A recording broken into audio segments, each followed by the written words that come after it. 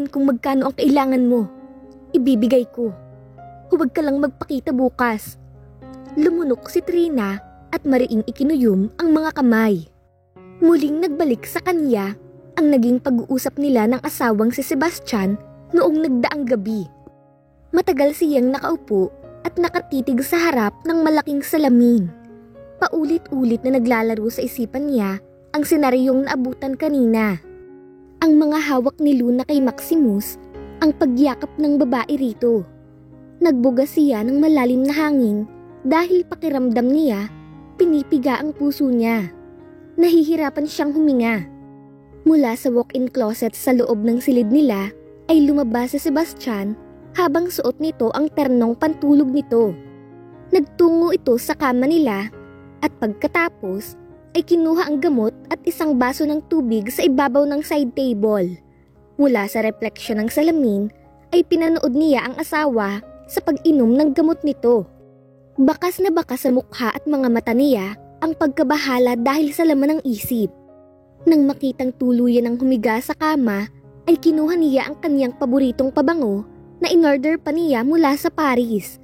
Matapos magwisik ng kaunti ay lakas loob siyang tumayo at humakbang patungo sa dulo ng kama.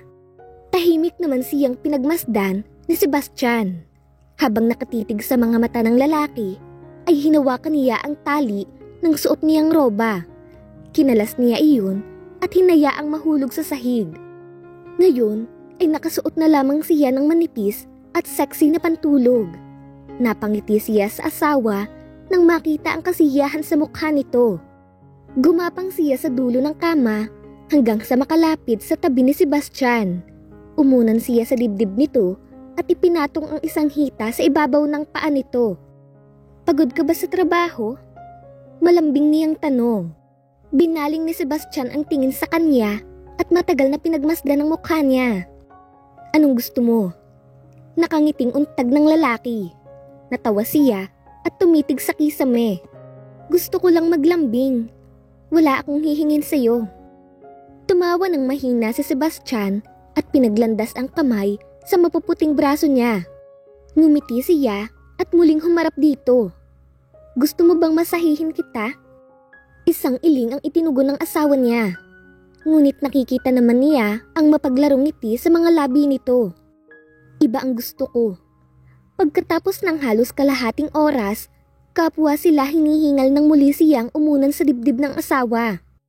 "Honey, bakit gusto mong makilala ang boyfriend ni Luna?" Tumikhim si Sebastian bago ipinikit ang mga mata. "Gusto kong makasiguro na sa mabuting lalaki siya mapupunta." Ilang beses siyang napalunok sa sinabi nito. Ibinaling niya ang tingin sa malayo at nagpatuloy.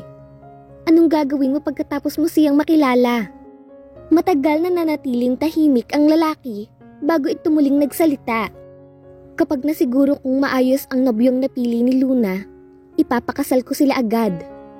Mariing sumilay ang gitla sa noo niya at mabilis na nilingon ng asawa. "Agad?" Tumango si Sebastian habang nakapikit pa rin ang mga mata nito. Isang linggo lang ang magiging paghahanda. "Pero bakit agad-agad? Baka hindi pa handa si Luna. At ang lalaking iyon, paano kung pera lang ang habol niya?" "Kaya nga nandyan ka. Nakilala mo na ang nobyo ni Luna, hindi ba? Kumusta?" Ilang beses siyang lumunok sa tanong nito. Iniiwasan niyang tanungin siya ni Sebastian tungkol kay Maximus. Kaya nga itinapon niya sa basurahan ang mga cupcakes na ibinigay ng lalaki para hindi siya matanong ng asawa. Mariin siyang lumunok at ibinaling sa kisame ang tingin. "Hindi ko sigurado. Kakaiba ang pakiramdam ko sa kanya." Nagmulat ng mga mata si Sebastian at kunot ang noong nilingon siya. "Anong ibig mong sabihin?" Pumikit siya at nagbuga ng malalim na hangin. "Sa tingin ko, hindi talaga niya mahal si Luna. Parang si Luna lang ang may nararamdaman sa kanilang dalawa." "Ano?" Napaigtad siya ng bahagyang nagtaas ng boses ang lalaki. Bumangon ito, kaya umupo na rin siya at sinalubong ang matatalim nitong mga tingin. "Hindi ko naman sigurado, Sebastian. Pero paano kung tama ako? Binaling ni Sebastian ang tingin sa ibang direksyon. Ilang sandali itong nag-isip bago tumango. Malalaman natin iyan bukas. Mataman siyang tinitigan ni Maximus habang matalim ang mga mata nito. Umayos ito ng upo at muling uminom ng alak bago blanko ang mukhang ngumiti. Hindi lahat ng tao ay kagaya mo na nabibili ng pera. Natigilan siya at matagal na natulala matapos marinig ang mga katagang iyon mula sa bibig ng lalaking dati niyang naging asawa. Umalis ka na. Tumayo ito at tuluyan siyang iniwang mag-isa. Ilang beses siyang lumunok habang lumalalim ang bawat paghinga. Nararamdaman niya ang panginginig ng mga kamay dahil sa matinding emosyon na nararamdaman. Maliban sa pagkapahiya ay matinding kirot sa puso ang naramdaman niya. Kumapit siya sa mesa at pinilit ang sarili na tumayo. Laglag ang mga balikat ay tuluyan siyang lumabas ng coffee shop upang umuwi. Bumuntong hininga si Luna habang nag-i-scroll down sa profile ng lalaking si Maximus. Kanina pa nakasimangot ang mukha niya dahil noong nakaraang taon pa ang post ng lalaki sa profile nito at may kinalaman lang sa negosyo. Lumunok siya at ibinaba ang hawak na salpon. Tumitig siya sa kawalan habang iniisip kung ano kaya ang hitsura ng dati nitong asawa. Ano ang pangalan? Gaano kaganda? Mas maganda kaya kaysa sa akin? Naitanong niya sa sarili. Hindi niya mapigilang makaramdam ng selos sa isiping hindi naman pipili ng hindi maganda si Maximus. Kaya nga pumayag ito sa kasunduan niya dahil mataas ang standard nito. Tumayo siya at nagtungo sa malaking salamin sa kanyang kwarto. Pinagmasdan niya ang sariling refleksyon doon. Nakasuot siya ng black-colored basic tank at white jeans. Nakagat niya ang ibabang labi habang nakatingin sa maikli niyang buhok. Mas gusto kaya niya ng mahabang buhok at straight? Nagbuga siya ng hangin habang nakatingin pa rin sa sariling refleksyon. Nakuha ang atensyon niya nang marinig ang pagtunog ng kanyang messenger. Itinaas niya ang cellphone na hawak at tiningnan ang mensahe. Baka ang kaibigan niyang si Vicky lang iyon kaya wala siyang gana. Pero ganoon na lamang ang pamimilog ng mga mata niya nang makita ang bilog na profile picture ni Maximus. Mabilis niya iyong binuksan para basahin. Nasa labas ako ng bahay niyo. Date tayo. Umawang ang bibig ni Luna sa mga nabasa. Seryoso ba ang lalaki? Hindi ba siya nananaginip? Ang pangalan naman ni Maximus ang nakalagay sa messenger. Ibig sabihin, ang lalaki nga iyon. Mabilis na lumapad ang ngiti sa mga labi niya at agad na nagtungo sa malaking aparador. Nagsuot lamang siya ng simpleng floral jumpsuit, sandal at floppy hat. Halos patakbo siyang lumabas ng kwarto at bumaba ng marangyang hagdan ng mansyon. Nang makalabas ng gate, natanaw niya sa hindi kalayuan ang lalaki. Nakasuot ito ng black basic shirt na nakarolyo ang manggas hanggang siko nito at dress pants. Nagsisituloy siya kung bakit nagpalit pa siya ng damit. Terno sana sila ni Maximus kung hindi siya nag-inarte. Magde-date tayo? Masigla niyang bungad nang makalapit dito. Sumilay ang isang ngiti sa mga labi ng lalaki. Oo, ayaw mo ba? Gusto. Gustong gusto. Nakangiti niyang tugon at sinundan pa iyon ng mahinang tawa. Nilahad ng lalaki ang kamay nito na matagal niyang tinitigan. Aaminin niyang nagtataka siya sa biglang pagbabago ng ugali nito. Noon ay halos pagtabuyan na siya ng binata. Pero ngayon ay gusto pa nitong maghawak sila ng mga kamay. Bahagyang lumapit sa kanya si Maximus at bumulong. Huwag kang masyadong mag-isip. Palabas lang ito. Baka may makakita sa ating kakilala mo. Mabilis na naglaho ang mga ngiti sa labi niya. Akala ko pa naman, na-fall ka na sa akin. Umirap siya sa lalaki pero tinanggap pa rin ang kamay nito. Naglakad sila hanggang sa makakita ng taxi at pinara iyon upang sumakay.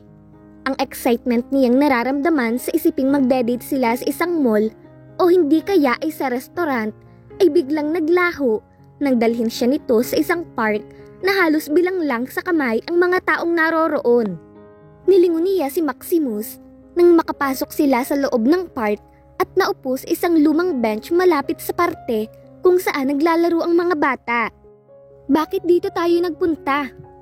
Nakita niyang bumuntong hininga ito habang nakatitig sa malayo. Para makapag-usap ng tahimik. Kailangan natin makilala pa ang isa't isa para bukas. Pwede naman tayong mag-usap sa coffee shop mo. Suhestyon niya. Nilingon siya ni Maximus at mariing tinitigan. Maraming tao roon. Hindi tayo makakapag-usap ng maayos. Sandali siyang nag-isip bago tumango ng bahagya. Mas okay sana kung may dala silang picnic basket na maraming lamang pagkain. Sa ganoon man lang, maramdaman niya talagang isang date iyon. Nagkibit balikat na lamang siya at ngumiti.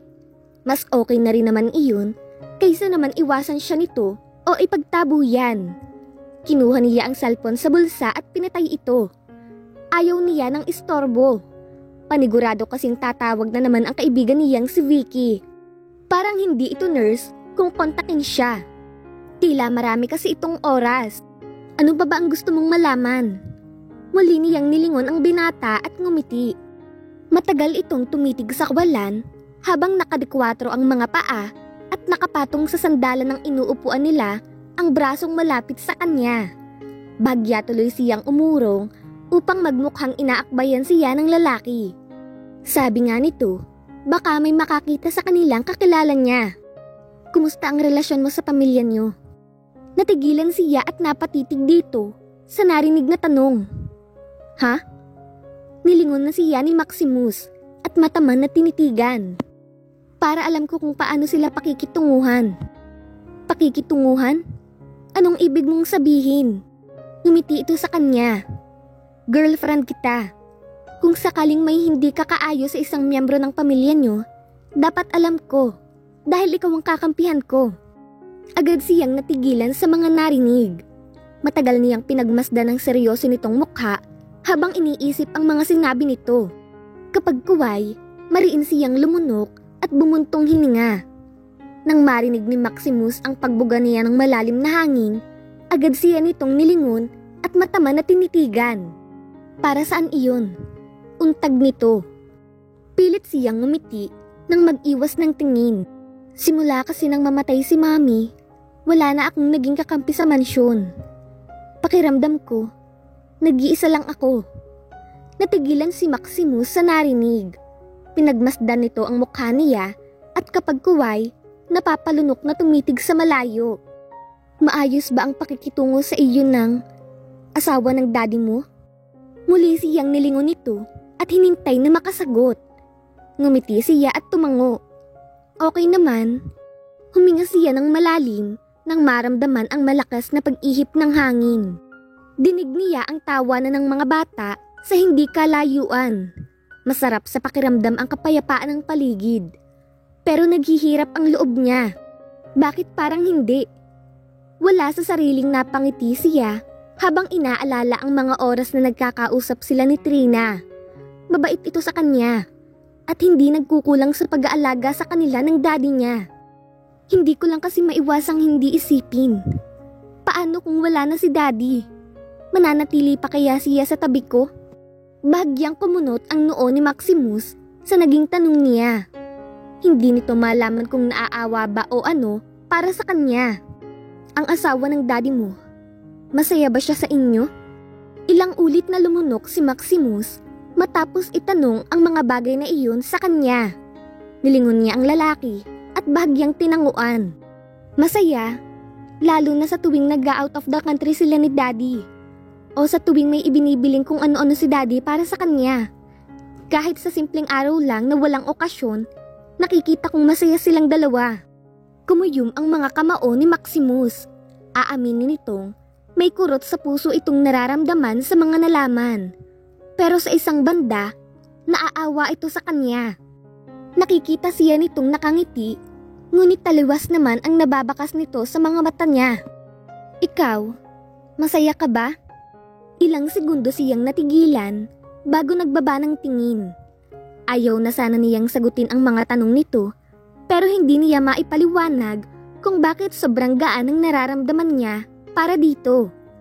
Para bang masarap sa pakiramdam na maglabas ng hinanakit sa taong alam mong kakampi mo. Masaya naman, maliban nga lang sa mga oras na siya ang kinakampihan ni Daddy. I like her for my dad, but ever since she entered our lives, wala na akong naging kakampi. Nasa kanya ang lahat ng atensyon ni Daddy. Para bang sila lang ang tao sa mundo kahit nakasama nila ako. Nag-iwas ng tingin si Maximus at wala sa sariling ikinuyom ang mga kamao. Sa kabila ng kalungkutang nararamdaman niya, pinilit niyang ngumiti at nilingon ang lalaki. Matagal niyang tinitigan ang mukha nito. Ako naman ang magtatanong. Kumunot ang noon ni Maximus pero hindi ito lumingon sa kanya. Makalipas ang ilang sandali, tumango ito nang hindi siya tinitingnan. Huminga siya ng malalim. Bakit kayo naghiwalay ng dati mong asawa? Matamang tinitigan ni Maximus ang dalawang pares ng kulay haning mga mata ni Luna. Nakangiti ang dalaga pero nakikita niyang seryoso ito sa itinanong nito. Gusto niya sanang tanungin kung saan nito nalaman ang bagay na iyon, ang tungkol sa nakaraan niya. Pero naalala niya ang isang pagkakamaling nagawa, ang tanggapin ang friend request nito. Tumikhim siya bago ibinaling sa malayo ang tingin. Inabala niya ang sarili sa pagtanaw sa mga paru-paro na lumilipad sa mga bulaklak na nakahilera sa gilid ng daan. Inilapit lalo ni Luna ang mukha sa kanya at ngumuso ito. Sinagot ko ang mga tanong mo. Bakit ayaw mong sagutin ang akin? Bahagya niyang inilayo ang mukha nang sa paglingon niya ay bumungad sa kanya ang mukha ng dalaga. Halos isang dangkal na lamang ang layo nito sa mukha niya. Pwede ba? Lumayo ka nga. Matigas niyang utos. Ngumiti si Luna at idinistansya ang sarili. Kapag ikinasal na tayo, mas grabe pa rito ang gagawin natin. Mabilis niya itong nilingon at magkasalubong ang dalawang kilay na tinitigan nito. Matamis itong ngumiti. Para bang natutuwa pa sa nakikitang reaksyon niya. Hindi makapaniwalang inilingan niya ang babae. Wala sa kasunduan natin iyang mga iniisip mo. Matapos sabihin iyon, ay tumayo na siya at naglakad palabas ng park. Sumunod naman sa likuran niya si Luna. Maximus naman, gusto ko lang naman malaman. At saka, is she pretty or beautiful? Mas maganda ba sa akin? Mas cute? Mas sexy? Huminto siya sa paglalakad at nilingon ang dalaga. Natigilan din naman ito, saka mataman na tinitigan siya. Nakasilay pa ang nagmamagandang ngiti nito sa mga labi. Sasabihin mo na ba sa akin? Tila inosente at pa-cute nitong tanong. Ewan na lang kung nanaisin pa nitong malaman ang totoo sa oras na sabihin niya rito kung sino ang dati niyang asawa. Mas maganda ka. Sa mga oras na iyon, hindi niya alam kung ano ang eksaktong dahilan kung bakit niya iyon nasabi. Kung dahil ba sa kailangan niyang makuha ang tiwala ni Luna para sa plano niya, o dahil mas gusto niyang umangat ito kaysa sa dating asawa. O kaya, baka talagang nagagandahan lang siya rito. Hindi niya alam. Sinabi niya lang ang mga gustong bigkasin ng kanyang bibig. Sumilay ang matamis na ngiti sa mga labi ni Luna. Thank you. Nakagat nito ang ibabang labi kasabay ng pamumula ng magkabilang pisngi. Naiiling niya itong tinalikuran. Hindi siya mahihirapang paikutin ito sa mga kamay niya. Madaling paniwalain ng babae. Matapos niya itong dalhin sa isang restaurant para kumain, hinatid niya na rin ito sa mansyon. Nakita niya kung paanong muling sumilay ang matamis na ngiti sa mga labi ni Luna bago ito tuluyang pumasok sa gate. Nang mawala ito sa paningin niya, bumubuntong hininga siyang tumalikod para umalis. Minsan, naaawa siya sa pagiging inosente ng dalaga. Dahil sa ugaling iyon ni Luna, nagkaroon siya ng pagkakataon para traidorin ito. Natigilan siya sa paglalakad nang makitang paghinto ng isang taxi sa harap niya. Lumabas mula sa backseat si Trina at masama ang tinging lumapit sa kanya. Nandito ka na naman? Hindi ba sinabihan na kitang layuan siya? Napalunok siya sa tono ng pananalita nito. Pilit siyang ngumiti at inilingan ang babae. Ang desperada mo. Nagsalubong ang dalawang kilay ni Trina. Bakas sa pagmamukha nito na hindi nito inaasahan ang sinabi niya. Pilit mong ipinapalabas na pera lang ang habol ko kay Luna. Bakit? Dahil natatakot kang malaman nila ang totoo? Huminto siya sa pagsasalita at muling umiling nang makita ang matinding inis sa pagmumukha ng babae. Natatakot kang malaman nila na wala ka naman talagang pagmamalasakit sa kanila at pera lang ang habol mo. Hindi iyan totoo. Gumaralgal ang boses ni Trina sa labis na galit na nararamdaman. Halos lumuwa na ang mga mata nito sa pandidilat sa kanya. Hindi. Pero bakit iyon ang nakikita ko? Ngumisi siya at mas lalong nilapitan ng babae. Saka ito matamang tinitigan sa mga mata. Iniwan mo ako para sa boss mong mapera. Anong tawag doon? Mukhang pera. Natigilan silang pareho nang malakas na dumapo ang kaliwang kamay ni Trina sa pisngi niya. Nabaling sa kaliwan niya ang mukha at nanatili siyang ganoon sa loob ng ilang segundo. Unti-unting kumuyom ang mga kamao niya at muling sumilay ang makahulugang ngiti sa mga labi. Samantala, hindi makapaniwalang hinawakan ni Trina ang kamay na ipinangsampal kay Maximus. Nababahalang muli siya nitong tinitigan. Napalunok pa ito nang titigan niya ito sa nang uuyam na paraan. Layuan mo na lang si Luna, Maximus. I told you, nakahanda akong bayaran ka. Kahit magkano. Ilang beses ko bang sasabihin sa iyo, hindi mo ako katulad. Humakbang siya at nilagpasan ito pero mahigpit siyang hinawakan ng babae sa braso. Nilingon niya ang dating asawa at masamang tinitigan ng kamay nitong nakahawak sa kanya. Nang mapansin iyon ng babae, ay mabilis nitong binawi ang kamay. Hindi makatinging lumunok ng ilang ulit at pilit na pinapakalma ang sarili. Pwes, anong kailangan mo? Hindi mo naman mahal si Luna. Bakit nandito ka pa rin? Nag-umpisang umanod ang luha sa magkabilang pisngi ng babae. Pulang-pula na ang mukha nito sa magkakahalong mga emosyong nararamdaman. Sinong nagsabi sa iyong hindi ko siya mahal? Mabilis na natigilan si Trina at natulala. Napansin niya iyon, maging ang gulat sa mukha nito. Hindi niya napigilan ang sarili nang umiti ng nang-uuyam habang umiiling. Lumapit siya sa babae at mas lalong nilapit ang mukha rito. Nang ilang dangkal na lamang ang layo ng mukha nila sa isa't isa, ay nagpatuloy siya sa pagsasalita. Mahal ko si Luna. Mahal na mahal ko siya. Isang mariing paglunok ang ginawa ni Trina bago humugot ng malalim na hangin. Ilang ulit nitong inilingan ang mga sinabi niya. Kaya ako nandito dahil gusto ko siyang makasama. Para akong mababaliw kapag hindi ko siya nakikita. Baliw na baliw ako sa kanya, Trina. Itatak mo yan sa kukote mo. Tuluyan na niyang tinalikuran ng babae at blanko ang mukhang naglakad palayo. Nang makakita ng paparating na taxi, ay agad niya itong pinara at sumakay. Hindi malaman ni Trina kung ano ang mararamdaman. Sa pag-ihip ng malakas at malamig na hangin, ay tuluyang bumuhos ang mga luhang kanina pa niya pinipigilan. Tinakpan niya ang mga labi upang hindi makagawa ng ingay. Hindi niya maintindihan kung bakit siya nagkakaganoon. Napakasakit ng puso niya at wala siyang ibang magawa kundi ang lumuha. Alam niyang siya ang umalis. Siya ang bumitiw kay Maximus. Pero hindi niya matanggap. Hindi niya kayang tanggapin na mapupunta ito sa iba. At kay Luna pa. Umiyak ka ba? Bumungad sa kanya ang nag-aalalang mukha ni Luna nang makapasok siya ng bahay.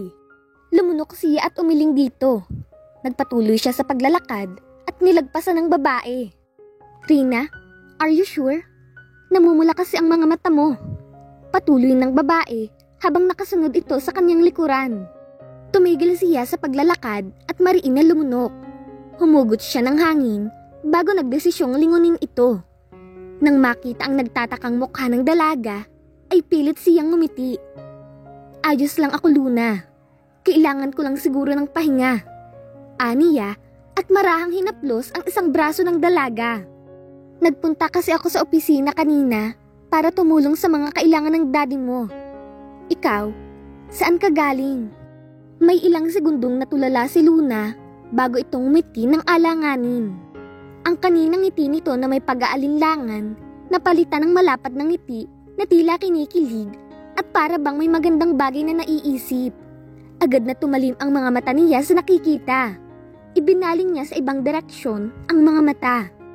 Galing kami sa date ni Maximus. Natigilan siya at mabilis na nilingon ng dalaga dahil sa narinig. Nagpunta kami sa park at nagkwentuhan. Tapos kumain din kami sa labas bago umuwi.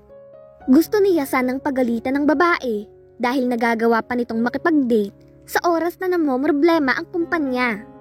Ngunit mariin niyang pinigilan ng sarili. Parating na si Sebastian at ayaw niyang madatnan sila sa ganoong akto. Aakyat na ako.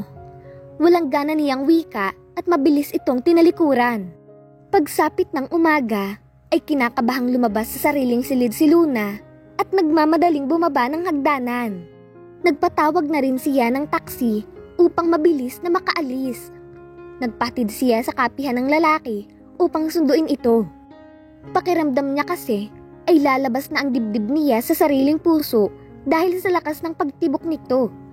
Gusto niyang masigurong darating ang binata kaya siya na mismo ang pupunta kay Maximus. 10:00 na nang makarating ang taksing sinasakyan niya. Sakto naman na sa paglabas niya ay siya namang paglabas ng coffee shop ni Maximus. Mabilis na sumilay ang malapad ng ngiti sa kanyang mga labi nang makita ang binata. Si Maximus man ay napatitig sa kanya mula ulo hanggang paa. Nakasuot siya ng kulay rosas na asymmetrical dress at nakamesiban ang kanyang buhok. Hawak ang cellphone sa isang kamay, nilapitan niya ang binata na chinos. May hawak itong isang kahon ng chocolate cake sa isang kamay. Bakit nandito ka? Walang emosyon nitong tanong.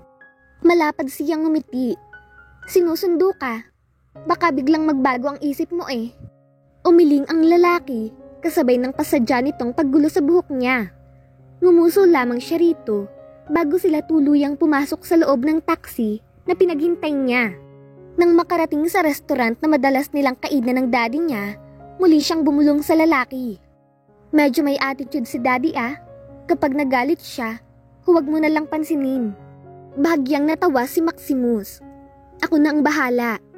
Dinala sila ng isang waitress na nakasuot ng berdeng uniforme sa pangalawang palapag ng kainan. Mula sa hagdan ay kumanan sila at naglakad sa mahabang pasilyo na may mga pintuang magkalayo at kulay puti. Bahagya pang natigilan si Maximus nang mapansin ang lalaking naglalakad patungo sa gawi nila. Nagmula ito sa pintuang nasa dulo. Medyo malaki ang pangangatawan ng lalaki at bahagyang may kalakihan ng tiyan. Sumilay ang maliit na ngiti sa mga labi nito nang makalapit sa kanila. Magandang araw, Luna. Bati nito na agad naman niyang tinugunan ng malapad na ngiti. Magandang araw rin po, Tito Julio. Tumango sa kanila ang lalaki matapos nitong tapunan ng tingin si Maximus. Nang lagpasan sila nito, napansin niya ang matama na pagtingin dito ni Maximus. Lumingon siya at nakitang nakatingin din ito sa lalaki. Nang mapansin nito ang nagtataka niyang mga mata, muli itong umiti sa katuluyang nag-iwas ng tingin at nagpatuloy na lang sa paglalakad. Binuksan niya ang pintuang nasa pinakadulo at bumungad sa kanila ang mahabang dining table sa gitna ng kwarto. Naroon at nakaupo si Trina sa tabi ng daddy niya. Nilingon niya si Maximus at nakita itong matama na tinititigan ng daddy niya. Nakasuot si Sebastian ng pang-opisinang damit. May kalakihan ito ng katawan at bahagyang namumuti ang mga buhok. Moreno ito at may suot na salamin sa mga mata.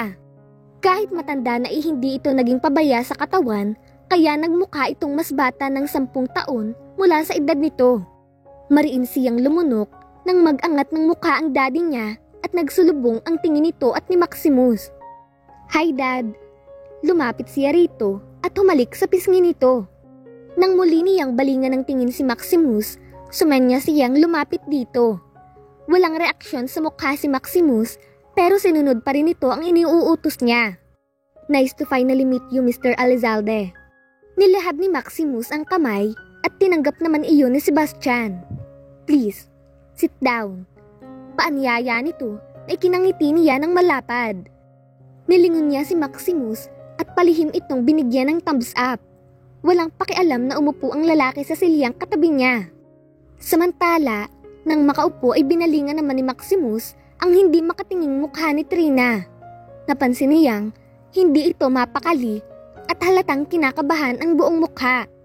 Lumipas lang ang ilang segundo at muling bumukas ang pintuan ng silid kainan at pumasok ang ilang waitress tangan ang mga pagkain sa dalawang kamay. Nilapag ng mga ito ang mga pagkain sa ibabaw ng mahabang mesa. Iba't ibang uri ng karne ang naroon na may iba-ibang klase ng luto. Nilapag naman ni Luna ang kahon ng cake na dala nila sa ibabaw ng mesa malapit sa daddy nito. Daddy, naikwento ko kasi kay Maximus na paborito mo ang chocolate cake, kaya nagdala siya para sa iyo. Ngumiti ang babae matapos sabihin ng mga bagay na iyon. Oh, really? Thank you, Maximus. Baling sa kanya ng lalaki na tinugunan lamang niya ng maliit na ngiti. Muli rin niyang binaling ang tingin kay Trina. Sa pag-umpisa nila ng pagkain ay siya namang pag-uumpisa ng pagsisiyasat ni Sebastian. Kinuwento nito ang tungkol sa pagtanggi ni Luna sa pagmana ng kumpanya ng mga ito. Kahit ang pagpapakasal ng babae sa anak ng kanegosyo nito ay ikinuwento na rin ng lalaki. That's why I asked Luna if I could meet you. I wanted to make sure that you are really deserving for my daughter. Nagkibit ito ng balikat. Alam mo naman, sa yaman namin, hindi nakapagtataka kung marami ang magkagustong pakasalan ng anak ko. Daddy, narinig niya ang boses ni Luna habang nakatingin ito sa ama. Tila pinipigilan nito ang lalaki sa pagsasalita ng ganoong bagay. Tumikhim siya at ngumiti. Sa tingin ko, ang desisyong pagpapakasal ay nakasalalay sa dalawang taong magsasama at hindi sa mga taong nakapaligid sa kanila. Dahil sa sinabi niya, ay nabaling sa kanya ang atensyon ng mag-ama. Maski ang babaeng si Trina ay nakuha niya ang atensyon. Excuse me? Nagsalubong ang kilay ni Sebastian. Nakangiti niyang nilingon ang lalaki. Ito ang natutunan ko sa past marriage ko. Sarili natin ang ikakasal. Kaya, hindi natin dapat hayaan na iba ang magdedesisyon sa kung sino ang pakakasalan natin. Ang bigat ng responsibilidad ng pagpapakasal, tayo ang papasa niyon, hindi ang ibang tao. Nakagat ni Luna ang ibabang labi at bahagyang nagyuko ng ulo. Mababakas naman ang pinaghalong pagkagulat at pagtataka sa mukha ni Sebastian. Nang muli niyang balingan si Trina, ay mababakas ang matinding kaba sa pagmumukha nito. Ang ibig mong sabihin, ikinasal ka na noon? Huminga ng malalim si Sebastian. Mababakas ang pagkadisgusto sa mukha nito. Ngumiti siya at tumango. Oo. Mabilis na nabaling ang mukha nito sa sariling anak at mata nitong tinitigan. Si Trina naman ay hindi na mapalagay sa kinauupuan. Pinagpapawisan na ito ng malamig habang nanginginig ang dalawang kamay. Anong ibig sabihin nito, Luna? Bakas ang galit sa boses ng lalaki. Ni hindi ito nag-abalang itago ang totoong nararamdaman. Nag-angat ng tingin si Luna at makikita sa mga mata ang pagkabahala nito. Huminga ito ng malalim at tumango. Totoo po ang sinabi niya. Tumiim ang bagang ni Sebastian. Muli siya nitong binalingan ng tingin at masamang tinitigan. Kasal ka na, pero gusto mo pa rin pakasalan ng anak ko? Kasal ako noon. Kahit na. Napasinghap ang dalawang babae nang malakas nitong hampasin gamit ng kamao ang ibabaw ng mesa. Honey, nag-aalalang saad ni Trina at binalingan ng asawa. Natigilan siya at bahagyang nagsalubong ang mga kilay sa noo. Mahigpit na kumuyom ang mga kamay niya nang marinig ang tawag ng dating asawa sa lalaki nito. Honey, bulong niya at umiiling pa nang may masidhing pagkadisgusto sa mukha. At dito na po nagtatapos ang ika-10 kabanata ng ating kwento.